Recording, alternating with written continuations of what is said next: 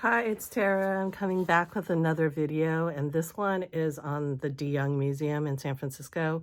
So I'm using this bubble double pane glass espresso cup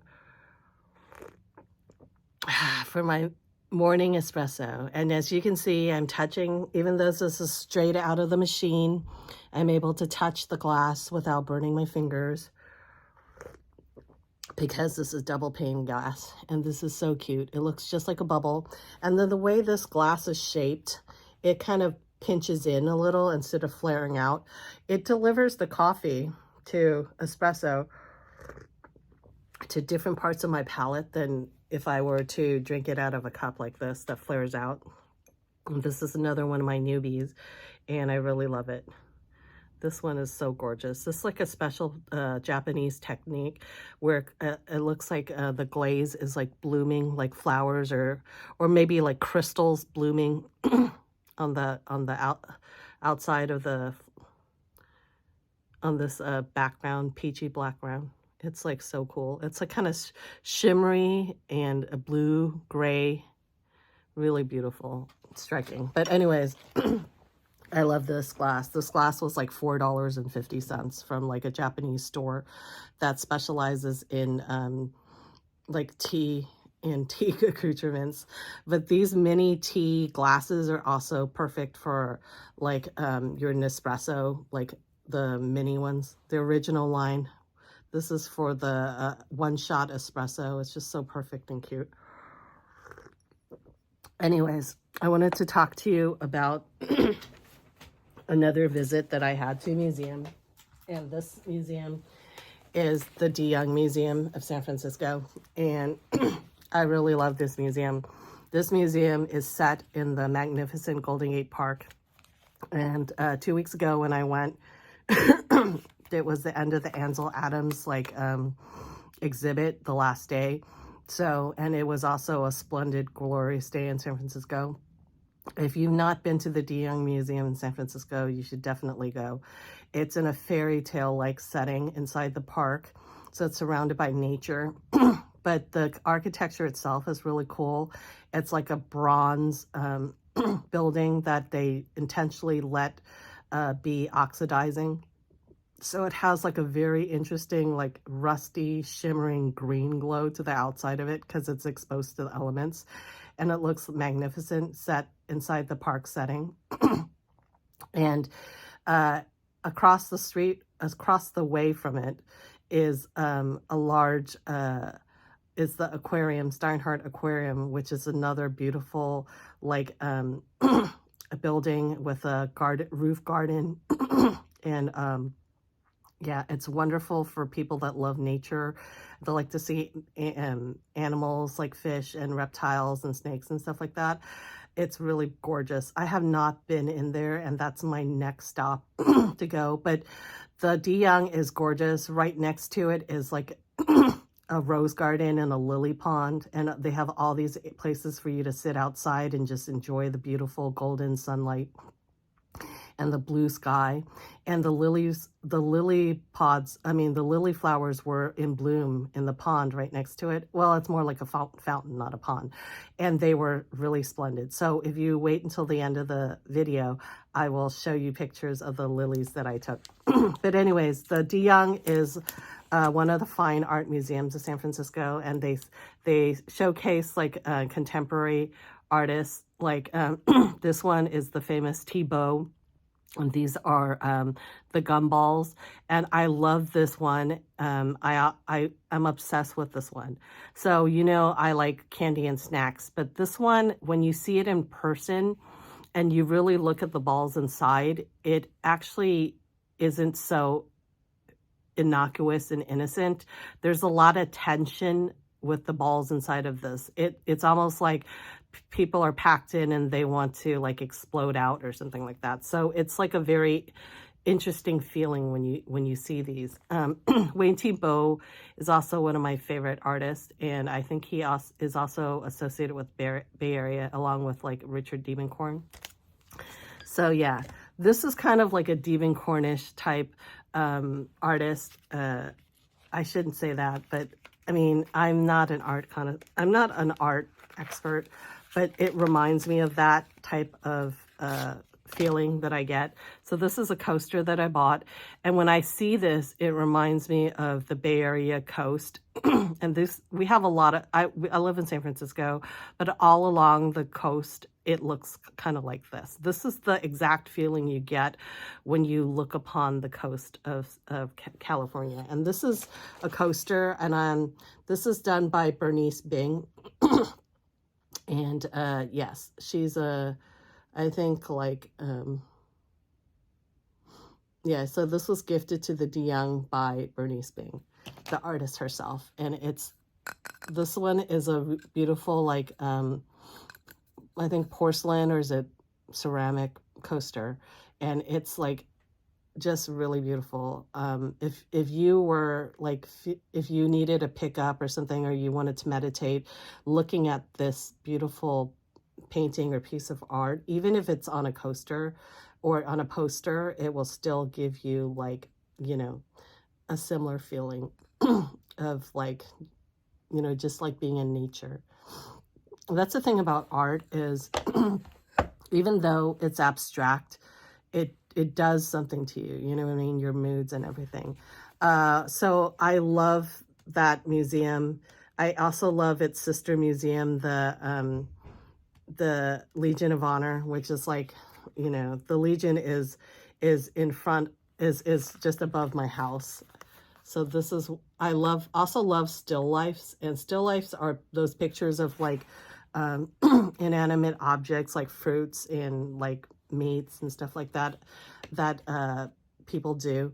When I came back from the Prado in Spain, they had a lot of still lifes, and I became a fan of it because I think it takes a lot of skill to really, you know, paint the minutiae of these objects, and I admire it greatly. And so another thing that I really like is they have, like, so many cool, interesting, like, paintings like this one. I love this one. This one takes me back to, like, American small town 1950s. And this is by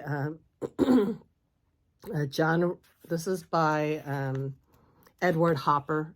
So Edward Hopper is one of my favorite artists, and this is a portrait of Orleans in 1950. So this is, Edward Hopper paints like some of the moodiest, like, Americana scenes. So one of his favorite ones, one of my favorite of his is called Nighthawks, and I believe that one is in the University of Chicago. And it shows a picture of two people in a bar, and it just has like this lonely kind of like mood to it, you know what I mean? Lonely and alienation, trying to make a contact type of feeling to it. So that's why I like art, because it like hits you directly in the feelings. It's kind of like visceral and everything like that. Yeah, so here's the one that I was telling you about, the Bernice Bing. This is one of my favorites. That's the one I bought the coaster on. And yeah, they even have stuff like this.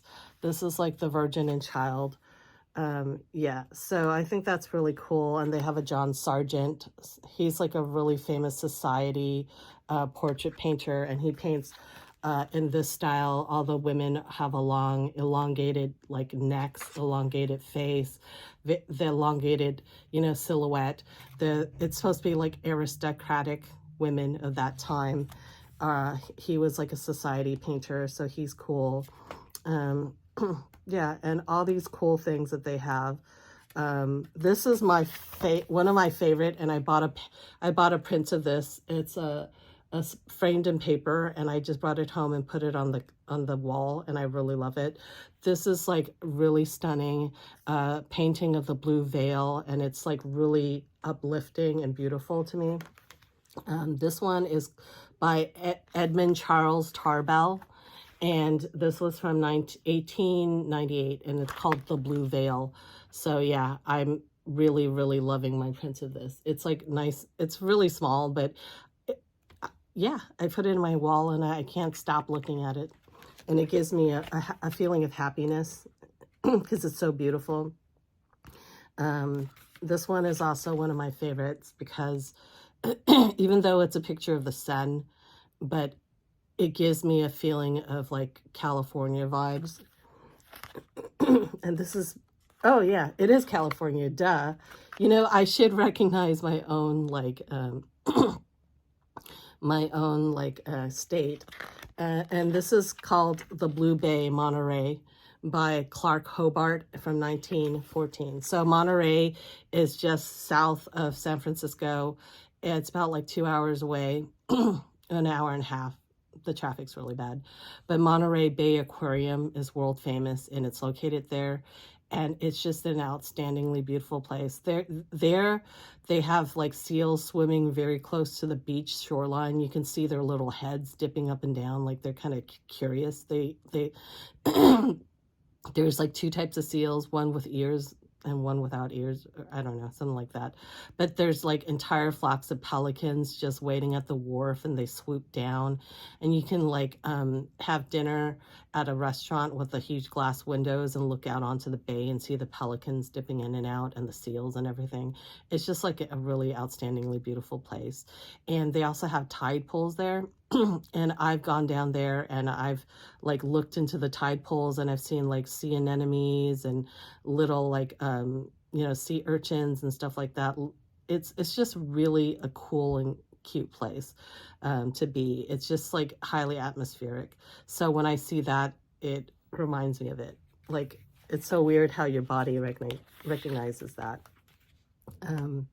Anyways, if you have a chance to go, I highly recommend it. Oh, this is also my that I want to buy. This one is an astounding like picture that it just like, even though it looks like it's just 4 palm trees, it has a specific tension, and it's like so masterfully done. And this I immediately gave me Southern California, LA vibes, and in fact it is, I think, based it on that. And the artist is called Robert Bechtel, and it's called 4 Palm Trees from 1969, and it's like one of my favorite. So anyways, I really enjoyed my time there. But if you're not into, you know, paintings and stuff like that, you might want to go if you have interest in Mayan history. And on the bottom floor, there is a really outstanding exhibit about Mayan artifacts and Mayan history. And I don't know about you, but whenever I see stuff that is like really ancient and it's like far removed from my daily life, and stuff that you only like, you know, see in history books or on history documentaries, when I see that in real life, it just gives me like shivers. And I kept going like from case to case, like taking videos and taking pictures of the Mayan artifacts and thinking like, oh my God, these are like so outstanding. So yeah, if you have any interest in that, you might check it out. Another thing is that I told you previously in my previous video that I actually bought a museum membership, and it allows you to go in for free once you have for a whole year. Not only yourself, but you can even bring 1 guest for free as well. So basically, and it's also good for both museums in San Francisco. So this one I made is called the D. Young Museum in Golden Gate Park. The sister, is by it's by the Ocean Beach. It's really beautiful. It's called the Legion of Honor. It's on top of a golf course, and it's outstandingly beautiful. And it has they have different type of styles. So that one has the Legion of Honor has like Greek pottery and also ceramics, also beautiful artwork. And you know, right now it has a Tudors. So the Tudors are the family of King Henry the 8th and Queen Elizabeth I and Bloody Mary, Queen Mary. So that family is they're having a lot of exhibits from that era. So go ahead and check it out. And also the membership is only $100-something, and it will give you also 10% off in the museum bookstore. I mean the museum shop.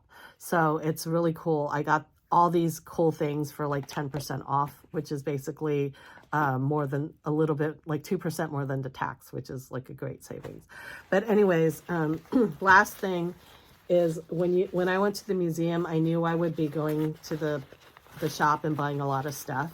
But they don't allow you to bring like big bulky backpacks inside. You have to check them in.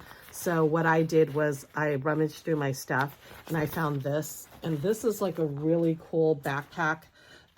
It basically is a backpack made out of parachute materials, and it's like so cleverly done. So you saw that you can pull the backpack, slips through the slit right here, and then it becomes just a bag, like a regular bag. Let me put this book in here.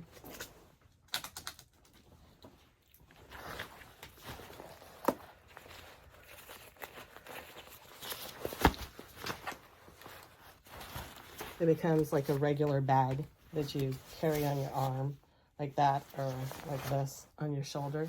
But if you go like this, you just pull it like this, so easily it becomes a backpack like this. So yeah, isn't that great? And not only is it a cool lightweight backpack, it also has reflector. These are like for if you're at night and you're biking at night or at dusk or whatever, or it's low light.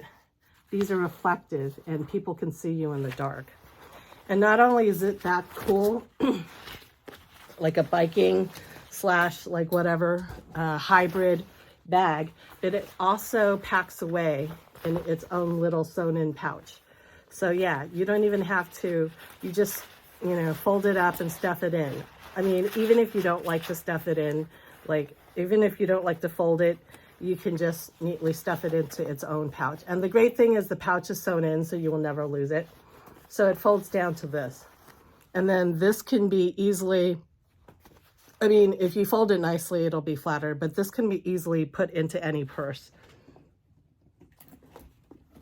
So yeah, put it in here and you have a backpack. Yeah, so this is a really amazing design, and it's by this brand called Notabag, and it's a really cool like design. So yeah, check it out if you're interested in these type of shopping bags. I am.